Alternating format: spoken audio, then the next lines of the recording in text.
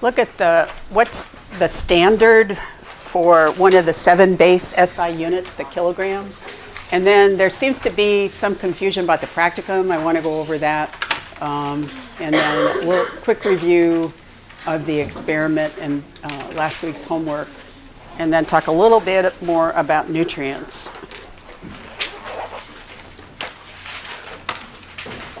So the second is based on cesium in a vacuum. The meter is based on the wavelength of light, and the kilogram is the only one that still has a physical, what's the right word? The standard is represented by a physical unit. And it used to be the mass of water, but that was back 200 years ago. And now it's a cylinder made of platinum iridium, and they keep it locked up in France in a vault under vacuum. And they have a few secondary standards that once every 2 decades they compare the standard to. And also notice, you're probably getting the idea now that there are a lot of people, metrologists, who think a lot about what the units are and what the standards are. And so in 1901, they replaced weight with mass. And you probably notice I try to use the word mass to be consistent, although popularly, a lot of times we talk about weight rather than mass. So it's a unit of mass, and it's the kilogram. And here it is. They keep it in a vacuum, locked in a vault. And this is what the cylinder looks like. And they have these secondary standards.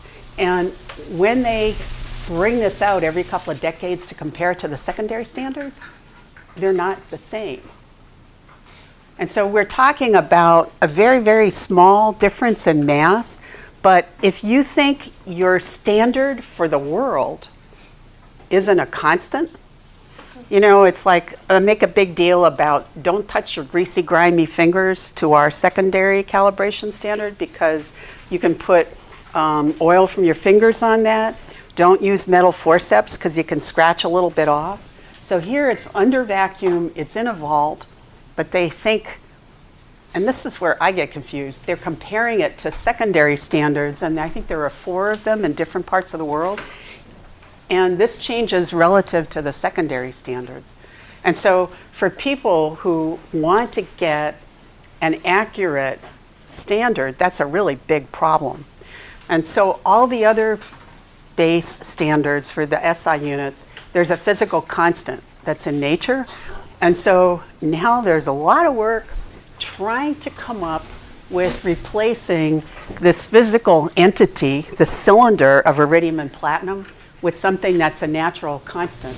And they're trying to do that based on determining the number of Avogadro's number with X-ray measurements in a silicon crystal in order to get at the mass. And then there's also another method. Neither of these have been accepted. So right now, this physical entity that's locked in a vault is still the standard for mass. But people are trying to replace this physical standard with a constant. And so now hopefully you know a little bit about the fact that there's a lot of work that goes into this, even though we're talking about many, many exponents in terms of some of the variability. Okay, practicum. I've had a couple of questions about that. If you go to the website, what you'll see is the practicum. It's under week 5 homework and it's under week 6 lab. I have in my briefcase, and I will ask you individually during the lab today and tomorrow whether there's any issue with the time that I assigned you. And it's during your regular lab period, unless I contacted you about going a little bit earlier. You have 30 minutes for the exclusive use of the balance. At the end of that 30 minutes, it's somebody else's turn. So if you come in with this form. So if you go to the website, you'll see the form. If you come in and start doing the calculation for how much mass you need in order to make up your solution, you just wasted your time and you don't get any more at the balance. You know, you might get 5 minutes here at the end of somebody else's time if they're fast or not. So what I expect is you'll come on time at this time that we agree to. You'll come in with your sheet completed so that there's no surprises. I'm going to want your sheet, have it filled out, what your steps are for serial dilution, what your mass is, and I'd like that sheet at the end. But if you come in and sit down and do this calculation, I can assure you that if you don't know exactly what you're going to do, you're going to run out of time at the balance. We will not answer any questions on the day of the practicum. So shoot your questions now, but we're not going to answer anything. And then we're going to do the sample analysis. Today in class, you're going to analyze the phosphate concentrations, but we're going to analyze your sample just so that everything is analyzed identically. And just in case you're curious, so getting the correct concentration is 50% of the practicum grade, and I think the practicum is 10% of the entire class grade. You look at the criteria for the class, that's where it shows. So here are the people that get full credit, and there were 9 or 10 of them who came very close, and I'm allowing anybody who got 9.5 or 10.5 to get full credit. Somebody obviously diluted to infinity. A very low number will get no credit. A very high concentration will get no credit. And then I'm giving, really what I should do is if you're outside here, you get no credit, but I have allowed partial credit for being semi-close, shall we say. But anyway, if you didn't fall in here and you know what you are because it was part of your homework last week, you might really make sure that you spend a lot of time and know exactly what you're going to do when you come in. We're available today to talk, so take advantage of that fact. This is also part of the criteria.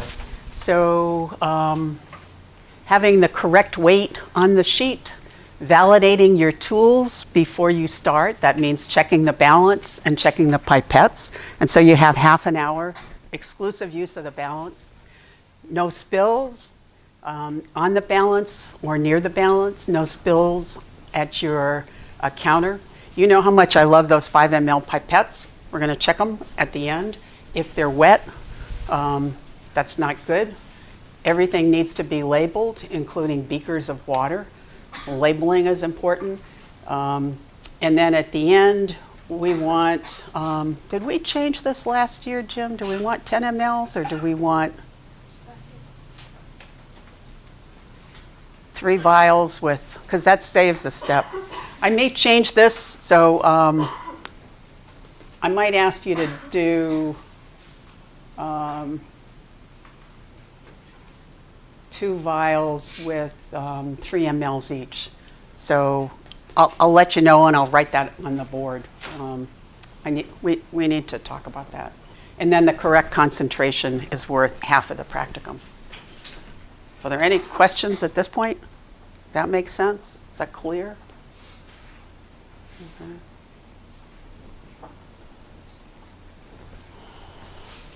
Okay. Really where we've been leading up to with starting in the beginning with straight dilutions and then serial dilutions and then spending time on Beer's law and this whole concept of stoichiometry is that the reason you can measure a colorless solution, phosphate is colorless, doesn't absorb, is through creating with a stoichiometric relationship an absorbing complex with phosphate and then using Beer's law where the absorbance is equal to concentration. On the homework, and I hope you look at the answer sheet for the homework, but if it looked like you kind of understood, I gave you either full credit or partial credit, but really this is what I was looking for. So please do take a look at the answer sheet. I think there was a little bit of confusion in terms of the question about, do you do standards and blanks every time you do an analysis? And I think people were interpreting that you do standards and blanks and then one sample, and then standards and blanks and then another sample. And what I really was looking for is, in group 1, you're going to do today your analyses. And so you need to do standards and blanks. Tomorrow, group 4 is going to do analyses. It's a different day. The reagents are made up fresh. And so every time you do a set of analyses, you would always do standards and blanks, because the reagent changes and the standards tell you whether their efficiency changes. So like when we do your analyses, there's 50 students in the class. So we'll do maybe 8 analyses, and then we'll do blanks and standards. 8 analyses, blanks and standards, so that we're always checking and calibrating to make sure that the answers are, the outcome is accurate. So every time you're doing a batch, and if you're doing, say, 1,000 samples, you might do standards and blanks every half hour. And if you go into Dr. Townsend's lab, he has an auto analyzer. So rather than you standing, putting a cuvette in, it's all done with pumps. And the auto analyzer does sample, sample, sample, samples, blank, standard, standard, blank, sample, sample, sample. So it's doing it automatically. It's sucking it out of an automatic carousel. So you're always doing that along the analyses.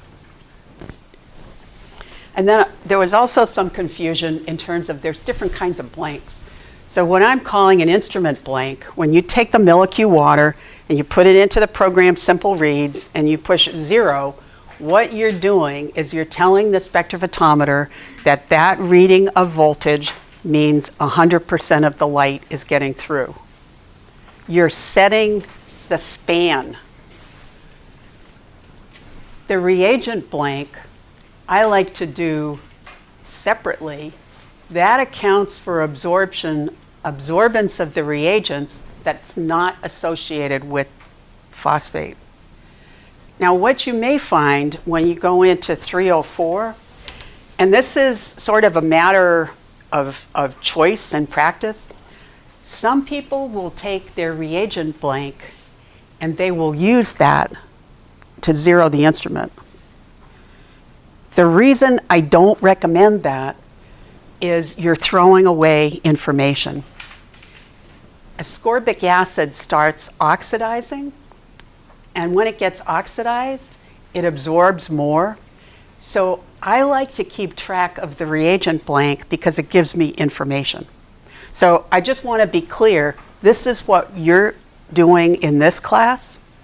There are other ways to do things, but I prefer this one, and I think as you go forward as a scientist, I would recommend that you zero the instrument with millicu water and that you retain the information from the reagent blank.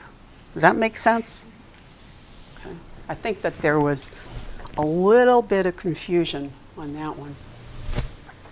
The other thing, and I hope everybody read the README file on under the homework. And today's homework, the homework due today, the table had, and I wasn't trying to make it difficult, but if you go to another paper and you want to take information, what I did is I put in the table concentration of the standards, blah, blah, blah, blah, and then I had depths. I can't remember what they were. And I had absorbances for the standards from which you would generate your regression equation, and then for the water samples taken at these various depths in Monterey Bay. If you don't strip this when you put the numbers into your Excel file, if you have 2.5, all the concentrations without the units, put the units up here, you'll get a sensible relationship where here's the phosphate concentration on the x-axis, and this is what it looks like. If you put the micromolar into the Excel cell and then plot it, you're going to get garbage. Your regression equation will be garbage. Your answers will be garbage. So if you read the README file, you would have stripped those units and you would have gotten something like this.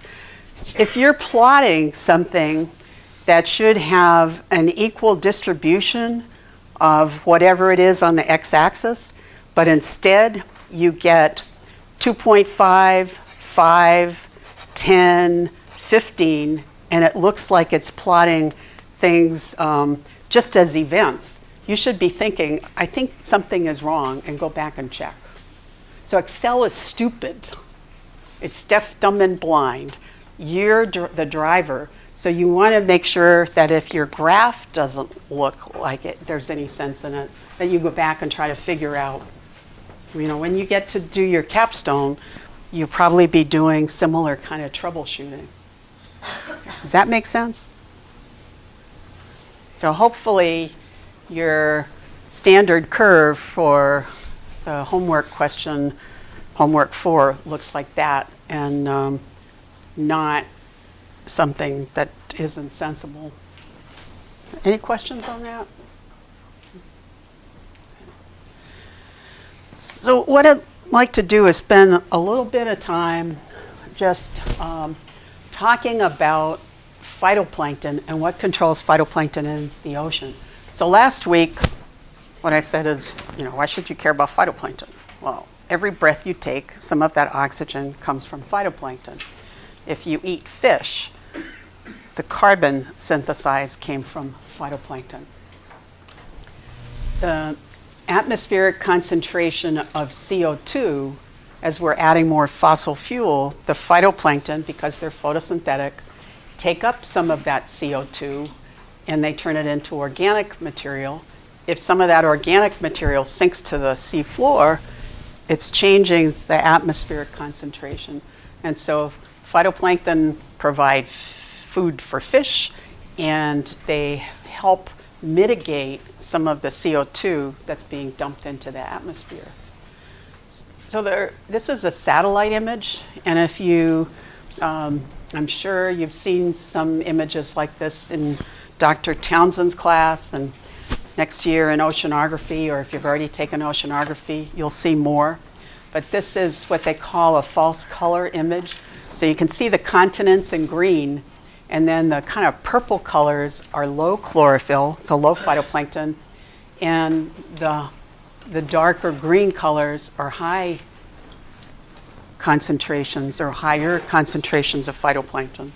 And a lot of us spend time trying to figure out what controls the biomass of phytoplankton in the ocean, and why is it different in the subtropical gyres versus the North Pacific, which has this incredible phytoplankton bloom every spring.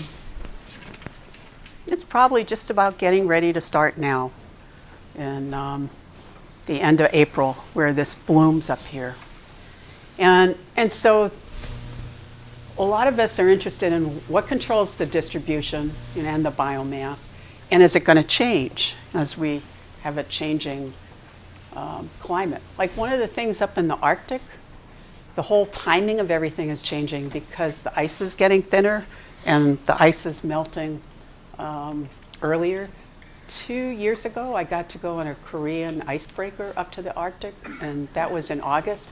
I tell you, it's a really interesting experience to walk on a meter thick ice floe and know there's 4,000 meters of water below you. And it's a really incredible place. So in terms of the physics, what controls phytoplankton is light. And so we get more or less constant light in the tropics and subtropics. And the higher latitudes, it's a really big seasonality. I've been looking at some of your data, and there's more variability among cultures than I would expect. So in lab this afternoon, we're going to take those light meters that you had for Beer's Law and see if we can map out the light to see whether or not there's a huge gradient. I mean, you kind of look at it by the eyeballs, and it's hard to tell. You know, it's hard to be quantitative with your eyeball.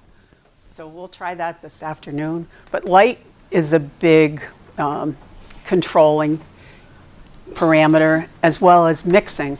In a place up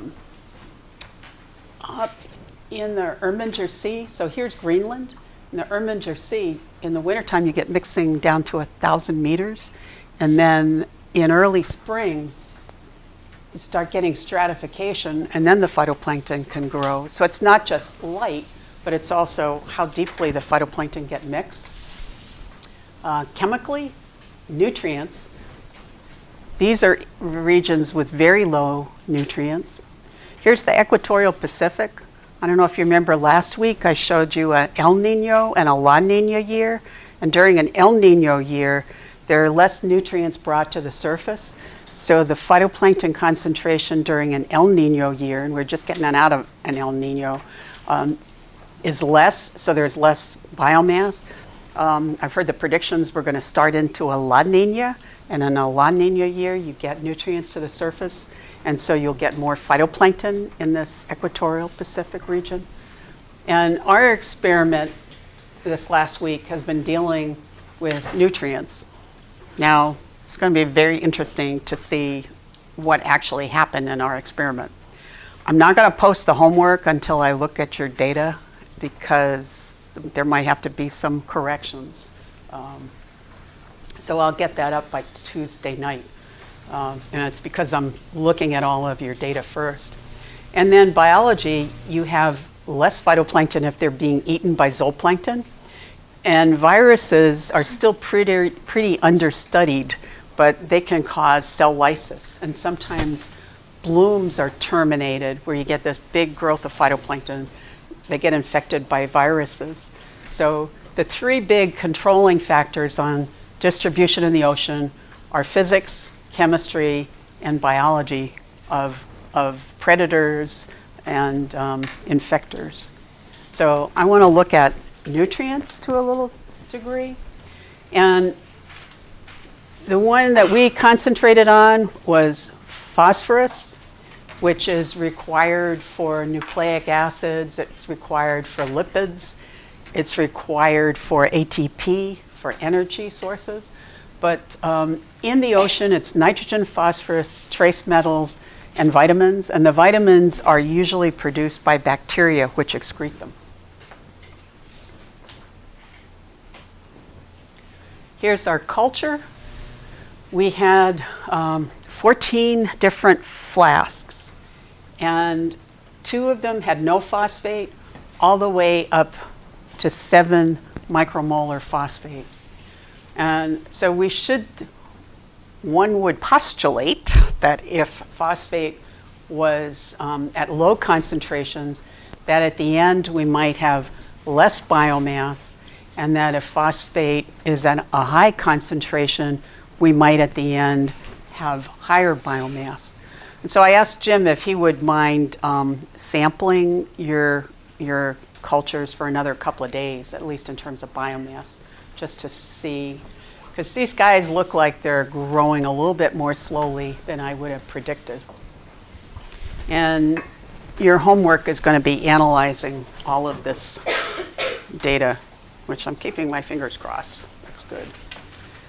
On the big picture, okay, so I borrowed this from my colleague. Even though I tell you don't connect the dots, she connected the dots. I prefer you don't connect the dots. So I feel like I'm being a little bit violating my own. It would be better to fit a line through it. But let's look at the cartoon aspect of this. Here's phytoplankton. And so this is what you might see Here it's recorded as cells per mil rather than as fluorescence. But what you should be plotting is time in days versus biomass as relative fluorescence units. And what hopefully you're going to see is that when you plot the biomass, you're going to get this kind of a S-shaped curve. There might be a lag, and then it takes off and grows rapidly, and then runs out of phosphate and plateaus. If phytoplankton are using phosphate and grow like this, what should phosphate be doing? If the phosphate's going into the cells, and here she's plotted nitrate, silicate, and phosphate. I'm just going to look at nitrate because that is more dramatic. As the cells grow, they take up the nutrient. So the nutrient decreases because it goes from inorganic nutrient to part of the cell. And so you see this reciprocal relationship between the nutrient and the phytoplankton. So as phytoplankton grow, the nutrient is drawn down. The nutrient concentration decreases. The other thing to notice with this graph is that there are two y-axes. There's the cell axis over here, and there's the nutrient axis over here. So one of your homework questions is to have two y-axes. And remember, you can always figure out how to do things by going to Google, typing in Excel, multiple axes. If you have trouble, send one of us an email. But this has 3 different nutrients. You're going to just have phosphorus, but you're going to have a graph that hopefully looks something like this. The point of this graph is inorganic building blocks gets converted to an organic form, and you make cells. So cells increase and nutrients decrease.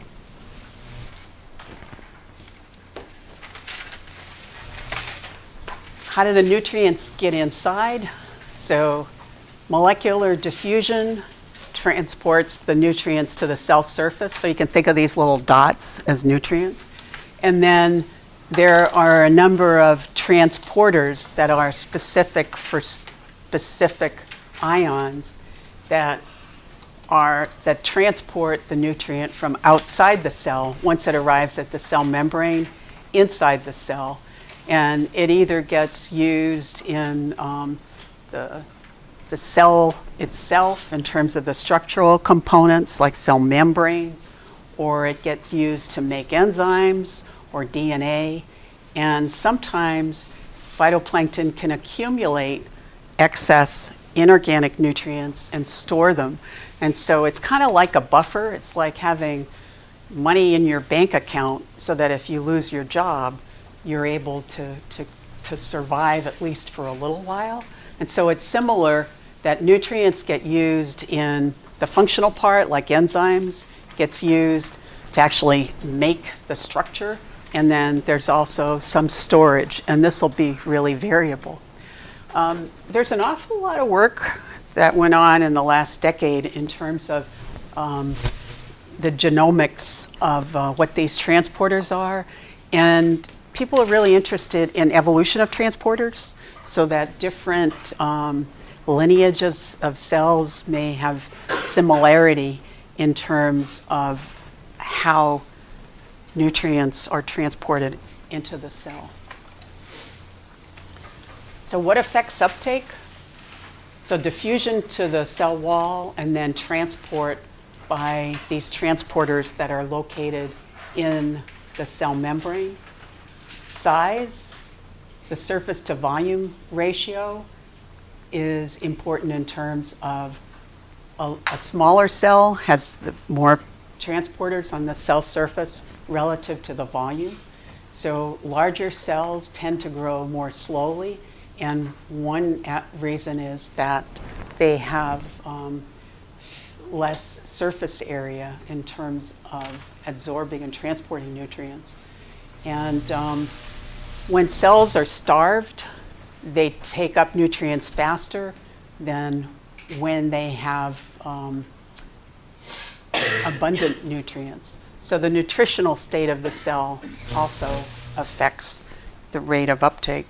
And we're not going to get into rates in this class, but I think it's important to know that the ability to take up nutrients can affect the growth rate and which species wins or loses in a low nutrient environment. In chemistry, you may have come across something called the Michaelis-Menten equation.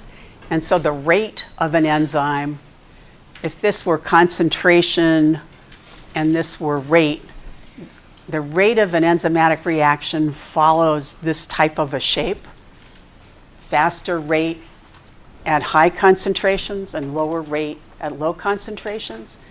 A similar type of, this is rate equals the maximum. So the rate at any concentration equals the maximum rate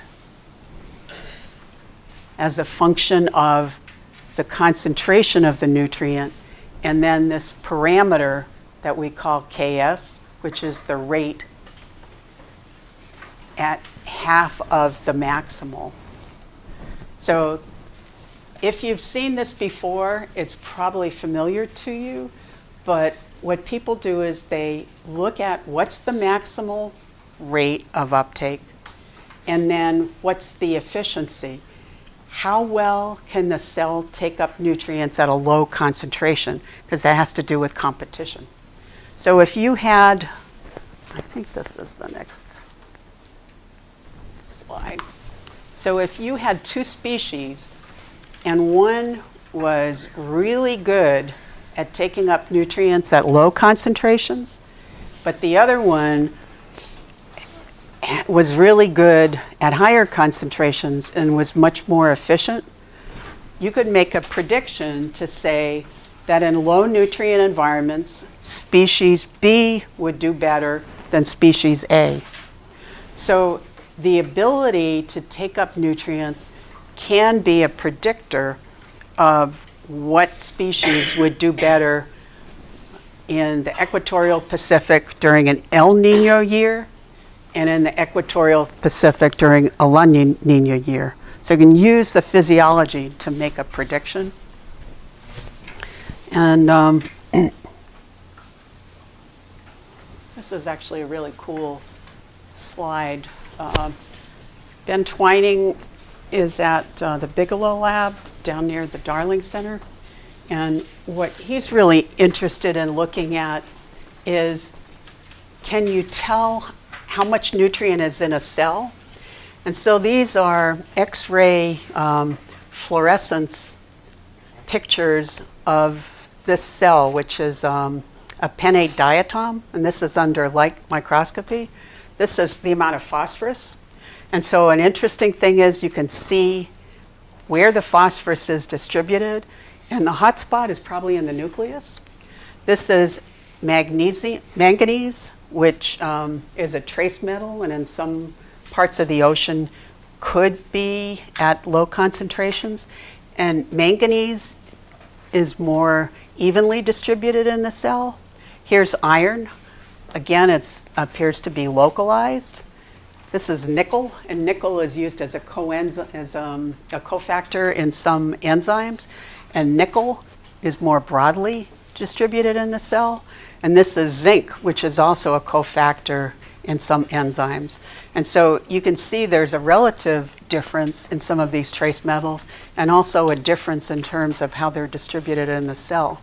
And so Ben Twining is asking questions about, can we go out and look at cells in nature and learn something about why some cells appear to be better at taking up nutrients at lower concentrations. So he's able to take this kind of information, go out in the ocean and say, if I look at the cell for different nutrients, can I see a difference between a cell that I would predict does better at low concentrations than a cell that doesn't do so well? So it's a really kind of a cool analysis to be able to go out and make these kind of predictions.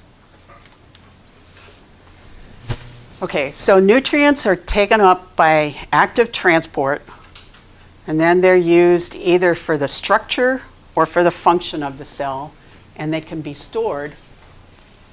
And so we have differences in rates of uptake that are important in terms of one species winning versus another species. And so that has to do with uptake rates. The second relationship that we talked about was the potential for getting more biomass where there's higher nutrient concentrations. So one of the things that I'd like you to get out of the experiment, and which is why I asked Jim would he continue doing some of the measurements, is to see whether more phosphate ultimately leads to more fluorescence. And I think we need a few more days in order to actually get there. These cells were growing more slowly than they have in the past. This ratio you should memorize, but even when you memorize it, I want to just be clear, if you wind up going on to do research in phytoplankton, that there is some variability depending upon the evolutionary history of the different phytoplankton. On an average in the ocean, this works really well, but for some species that evolve from green algae versus from red algae, there are some differences of maybe 5 or 10%. But the bottom line is, this gives you the prediction for the maximum potential. You may actually, due to grazing or viruses or mixing or light, be in this area of the curve, but at least says, here's the upper limit for biomass based on that nutrient concentration. So, this is from a harbor in Massachusetts. And I was talking with somebody today who was Chase, who said he came from Chesapeake Bay. And Chesapeake Bay very often has problems because they get a lot of nutrients. There's a lot of chicken farms down there, there's corn, there's sailed septic systems, and there's a lot of nutrients, particularly nitrogen, that's delivered by what they call the airshed. So in the Midwest, fossil fuel gets burned, really high temperatures, nitrogen gas gets oxidized, that triple bond gets split, turns into nitrous oxide, and then is rained out in places like the Chesapeake Bay. So you wind up with, I think, a third of the nutrients delivered to Chesapeake Bay come from what they call the airshed. Now, if you go to the website, you'll see a better figure of this, but this is lights from space at night. Some of this reflects poverty, so you don't have as much light because electricity is not available. But some of it reflects, like if you take a developed country, reflects population density. And so if you look at a picture from space of the globe at night, the thing that comes across to me is there's a lot of people. You know, we have a pretty big footprint, and that footprint translates into changing. I just want to go back to this slide for a second. So, you know where most of the corn grows in this country? You know, wheat and everything. It's in what they call the heartland. And so the heartland is drained by the Mississippi River. So there's a lot of agriculture that goes on here. So where do the people live? Mostly within 100 miles of the coast. So what we're doing as people by our food chain and our transportation system is we're changing the elemental cycling on the globe. we're taking nitrogen and phosphorus from here. You know, we're feeding it maybe to chickens here, and then we're delivering it to a supermarket in Boston up here. So we're transferring nutrients from one part of a country or even a globe. You know, if you buy your grapes from Chile in the wintertime. And so as humans, we're altering the elemental cycle on the globe. And I think what I'll do is maybe just show you a couple of quick pictures, but come back to this whole, you should have just come on in, right? Come back to this whole idea of one of the implications of this Redfield ratio, the ratio of C to N to P, is that you can make predictions if you have nutrients, whether it be N or P, how much biomass are you going to get? Well, next week, let's add oxygen to this. And so we can also make predictions that if we have organic carbon that's dependent on this nitrogen, and we make too many phytoplankton, let's go back to thinking about that Boston Harbor picture. We put a lot of nutrients into the water, we grow a lot of organic carbon, we wind up producing hypoxic zones or anoxic zones. And so here's a paper from about 8 years ago that showed worldwide 400 ecosystems that had eutrophic-driven dead zones. And so what I want to do next week is get into the relationship between nutrients, eutrophication, and dead zones. So take a look at this and we'll expand it a little bit more. In the lab, make sure that I talk to you about your schedule for the practicum next week.